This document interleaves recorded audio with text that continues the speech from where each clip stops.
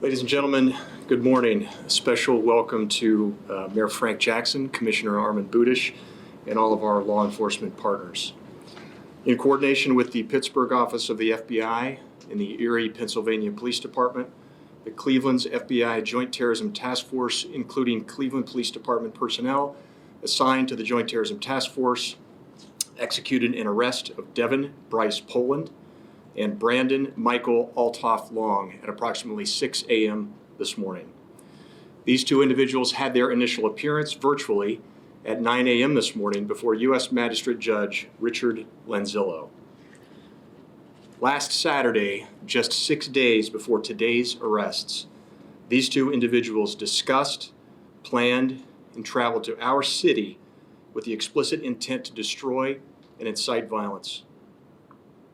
These two were detained by Cleveland Police Department in downtown Cleveland during restricted curfew hours. Their vehicle was searched. Items found in the vehicle included a firearm, numerous rounds of ammunition, fire gel, and a hammer, among other items. A joint investigation between Cleveland Police Department and the Cleveland Division of the FBI was initiated. During the course of this swift investigation, a federal search warrant was obtained for 2 Apple iPhones, and Facebook messages between Poland and Long were reviewed. None of the messages exchanged between Mr. Poland and Mr. Long mentioned how their travel to Cleveland was to memorialize and honor the memory of George Floyd. Quite the opposite. The sole aim was to fan the literal flames of rioters because, and I quote from their messages, "It's a once-in-a-lifetime thing." The arrest of Mr. Poland and Mr. Long this morning marks just the beginning of our combined law enforcement effort to identify, locate, and apprehend those who took advantage of and exploited a peaceful protest for their own personal but very short-term gain. The FBI, along with all of our federal, state, and local partners, will not cease in our efforts to bring those responsible for last Saturday's carnage to justice. We will review every photo, every video, and review every violent posting uploaded to social media to piece together what happened and who had a hand in making it happen. You may think that you are anonymous. You may think that you escaped the city last Saturday night. But Mr. Poland and Mr. Long thought the same thing. Thank you very much. I'll be followed by our U.S. Attorney, Justin Herdman. Thank you, Eric. Good morning, everyone. Thank you for being here. As you just heard, we have announced the arrests of Mr. Poland and Mr. Althoff. Those include arrests for a variety of federal offenses, including transporting a firearm or incendiary device in furtherance of civil disorder, and conspiracy to use fire or an explosion in furtherance of a federal felony. I did want to point out that, Mr. Althoff and Mr. Poland, in short, they were not from here. They arrived with weapons and ingredients for an incendiary device. They purposely inserted themselves into a constitutionally protected protest with a design to exploit it for their own purposes. And then they were later found in the midst of unprecedented rioting and looting in the streets of our city. So let me get out in front of any questions as to whether there were out-of-state agitators who hijacked last weekend's peaceful protests for their own devices. The answer is undoubtedly yes, and that is demonstrated with respect to today's arrests. Now, Mr. Althoff and Poland represent the first 2 federal arrests in this district stemming from last weekend's riots. And these were, by any definition, riots that disrupted the end of a lawful and peaceful assembly of well-meaning citizens. We are working on numerous additional investigations, as Special Agent in Charge Smith just said. These are all associated with those riots, not with the peaceful protests. And we are pursuing a number of potential federal charges involving a series of individuals who are responsible for the destruction of our downtown.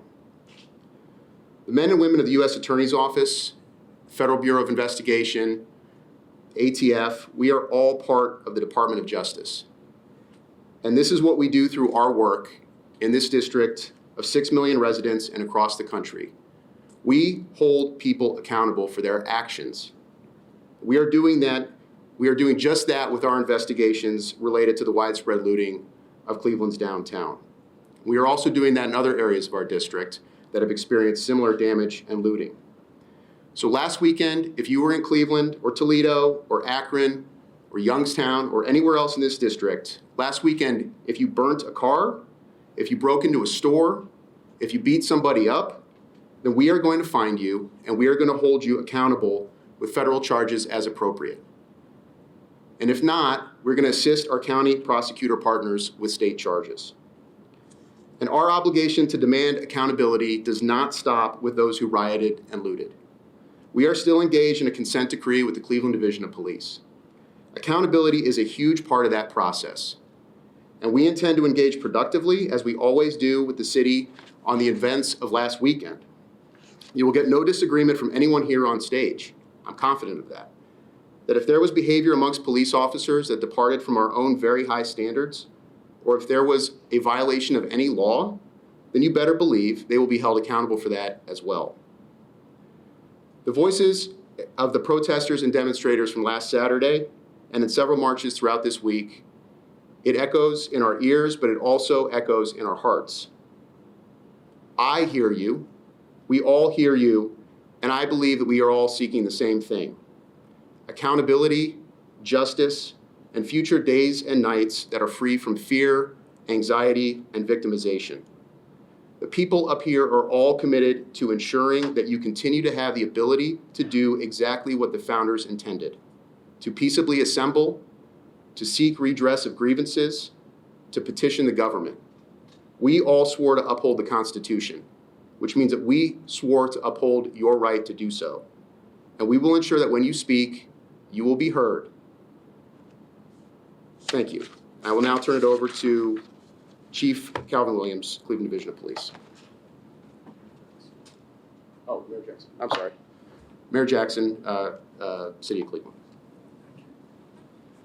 I want to start off by thanking our partners. We've had a long time working relationship with our partners, and it's been productive, and it continues throughout this event, and it will continue into the future. Everyone has a constitutional right in America. Constitutional right of freedom of speech, constitutional right to demonstrate, to protest, to bring grievance to government, to express their concerns about whatever happened. And we're all up here in agreement that what happened in Minneapolis was too much for people to bear, even us. And so everyone has that right for peaceful demonstrations and protests. But once there's violence against people or destruction of property, then we need to take actions to address that in order to keep the safety and well-being of our community as a large and our citizens intact. So I want to, again, thank our partners for assisting us in doing the things that they've done to help bring those who were doing damage to this city, bringing them to justice as we look to address all of those underlining things that have happened that caused the demonstration and the protest. I'd like to turn it over to the Chief.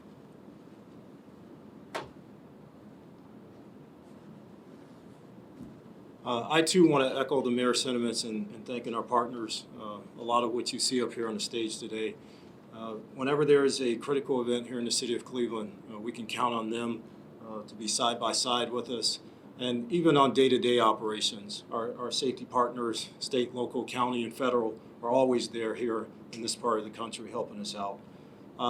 I too want to put to bed that question, because I've had it asked to me time and time again, whether or not people from the outside, meaning outside of this jurisdiction and outside the state of Ohio, were here to cause mayhem and damage to the city. And as you can see today, that's true. And I'm also here going to announce today that we've arrested folks here in the last 12 hours that probably had the same intent. We arrested 5 folks that were attempting to break into Progressive Field in the early morning hours that had some of the same things that you see listed here: the fire starter, extinguishers, signs that say they were here to protest. And they were not from the city of Cleveland nor from Cuyahoga County. So I hope we can put that question to bed. The folks that were down there, and some of you in the media were down there, it was plain, it was clear. I had people call me and say they saw all the out-of-state license plates and the out-of-town county plates. People that said they talked to people and said, look, don't tear up our city. You're not from here. Don't do this to our city. So I hope that question is put to bed, put to rest once and forever. But the work is just starting. There's still a lot of folks out there that came here with the intent to tear down our city. And we're not going to let that happen. We're not going to rest until as many of those folks as possible are brought to justice, period. This is just the tip of the iceberg. So with that said, I'm going to bring up another one of our federal partners, Jonathan from the ATF. I'm sorry. Thank you, Chief. I'm John McPherson, Special Agent in charge of ATF Columbus Field Division. I'd first like to recognize all the citizens of Northeast Ohio who came out and exercised their right to peacefully protest last weekend, and how that right of the people to peacefully protest is a cornerstone of our democracy. Secondly, I'd like to say to those who abuse that right and act with violence and destruction towards the citizens and businesses of the community, we as law enforcement will work in unity to ensure that those responsible for these acts of violence are prosecuted. One of ATF's core missions is to protect the public from violent criminals, specifically investigating violent crimes involving the use of firearms, the illegal use of explosives, and acts of arson and bombings. ATF is one of the federal government's first responders to fire and explosive incidents. Here in Cleveland, we have certified fire investigators, certified explosive specialists, and special agents working around the clock with our local, state, and federal partners investigating violent acts that occurred last weekend. What we need and what we are asking for is the public's help. We are asking for anyone with information about any of the arson-related incidents that occurred over the past weekend to please call 888-ATF-TIPS. That's 888-283-8477. Or via the Reported app, which is available from the App Store or Google Play. Thank you, and I'd like to allow the sheriff up next.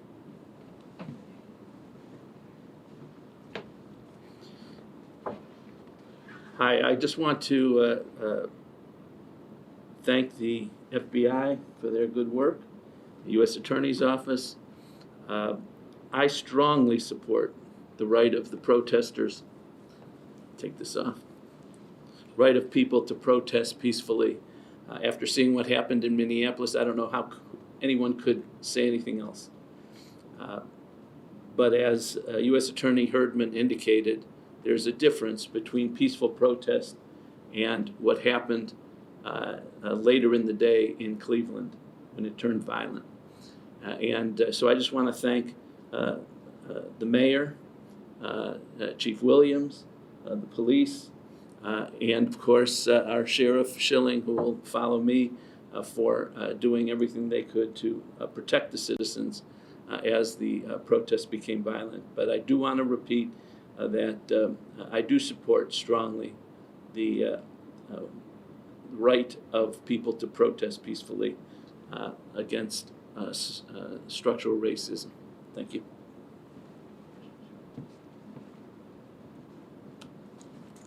Good morning, everybody. I don't think that there's a person with a soul that hasn't been appalled by what we've been watching unfold throughout the country over the last few days. It was wrong. I don't think there's a person that's wearing a uniform in here or you folks out there that support this type of behavior. We respect the right of the people to peaceably assemble, to peacefully protest. What we don't approve of is the behavior that happened in the city of Cleveland last Saturday. We at the Sheriff's Department will join forces with our law enforcement partners, men and women of the Cleveland Division of Police, the FBI, the United States Attorney's Office, and move forward to pursue these individuals and prosecute. I thank you. This time we have a couple minutes to take any questions that you might have. We'll open it up. At this point, is there any indication these two actually set fire to anything or just had incendiary devices with them? Well, we don't know that, so the investigation's just sort of beginning. So we'll find out through interviews, through additional forensic review of what we have based on the searches to determine whether or not that was the case. But we're following up on that. Was the gun legally possessed? I could refer to the ATF, but I believe it was at that point. We'll certainly get back to you. Were they alone, or were they with some kind of organized group? Again, it's still part of, or still early in the investigation, but I think additional research will determine whether or not there was a greater group at work here. But right now, we believe that the two individuals conspired to travel here just between the two of them. Are they from Erie, Pennsylvania? They have addresses from that area, yes. From that area or from Erie? I don't know the actual addresses, but I believe right from Erie. My question was, as you work through this, what evidence are you finding of organizers starting all of this protesting and I'm sorry, what evidence are you finding of organizers actually starting the rioting? Well, as we said, once we start looking through additional violent protest rhetoric that's posted online, once we see what we're getting from the interviews of the numerous subjects that were arrested over the course of Saturday, we'll be able to paint a better picture about whether or not there was a greater force at work here. But what we see here is a peaceful protest that's gone awry over the course of several hours, and whether or not there's any greater force at work, we'll have to determine that in the coming investigation. When were these two picked up on the curfew violation? Saturday evening, I think approximately 11:30 p.m. Where was that? It was downtown Cleveland. Chief, I don't know the actual I don't have the exact address, but close to center town. How old are they, and do you believe they're associated with any groups? Right now, we've not uncovered any association with other groups, but again, that's still early to be determined. How old are they, each one? I think they're in their early 20s. There was a mention that police officers, if they did anything wrong, will be held accountable as well. At this point, have any been placed on leave and are any under active investigation for their actions at this? Right now, no officers are placed on leave for anything that happened on Saturday, unless there were injuries and they're on medical leave. And right now, we have a couple open investigations on allegations against officers during the protest activity. And once we get to a point in those investigations when we can give you actual facts, then we'll push that stuff out. What are those allegations? They vary from our folks not doing what they're supposed to do to using force when they shouldn't have used force, things like that. So again, they vary. They're all over the spectrum. We have them assigned, and we're doing comprehensive investigations on those. Chief, could you clarify a little bit about what you mentioned there today? Did I hear you correctly? Today, 5 people arrested for Yes. Saturday trying to get into Progressive No, Field? 5 people were arrested today between the hours of, I have the report, but I didn't look at the exact time. Some were between 3 a.m. this morning and 7 a.m. this morning. Were trying to get into Progressive Field, and when we arrested them for violation of the curfew and found their vehicle, which was parked a couple blocks away, it had the fire starter, it had extinguishers, some of the other material that we can see from the outside because we have to get a warrant to further search it, and it had actual protest signs inside of that vehicle. But that actually, the break-in... Today, Yeah. yes, So Chief, just to clarify, so that didn't have to do with the people that broke into Progressive? on Saturday, no. That person that broke in on Saturday was arrested on Saturday. These arrests happened early this morning. And those arrests that happened this morning, those were out-of-state people as well? Out of the county. As far as we know, they live in Ohio, but they're not from Cuyahoga County at all. And do you know if those people had any group organization that they were affiliated with? Other than the 5 of them together, no. And again, this just happened, early this morning, so we're, at the tip of the investigation. So our federal partners, FBI, ATF, our county, we have a task force assembled now that's taking a look at all these arrests, people inside and outside the city and trying to piece these things together, as Special Agent Smith said, to get a clearer picture of exactly what transpired on Saturday. With that in mind, and other rumored protests happening this weekend, what's being done to make sure? We're there's no prepared. repeat? We're What- prepared. Are you considering a new curfew? That's something the mayor will have to answer, but I think if you look at the arrest that we made, approximately 8-9 hours ago, the curfew works. If there is no curfew, these folks blend in, and all things can happen.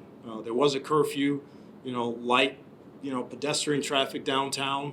The security at Progressive Field was able to spot these folks because there's nobody else around that they have to pay attention to, and we made the arrest. So the curfew does work. And if I may comment further, we've heard from a lot of the downtown residents and businesses that want us to continue the curfew as much as possible. But there are parameters for that, so we're taking a look at that day by day. Have extra officers been activated for this weekend, tactical teams, things along those lines?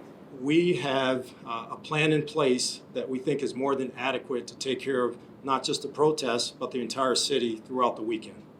Last question, please. Have there been specified threats this weekend that you're aware of? I can't get into that. Chief, at this point, Thank how you. many arrests have there been made in connection to We'll get Saturday? you the exact number. Thank you. Thank you. I want to thank all of our partners up here. Appreciate your time, and thank you all very much.